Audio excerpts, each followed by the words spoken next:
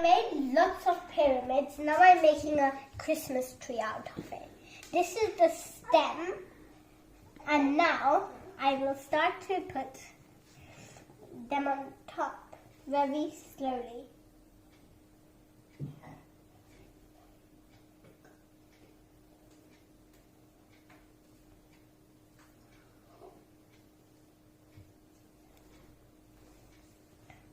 I push that through again. Push it through. This one. Push this one through.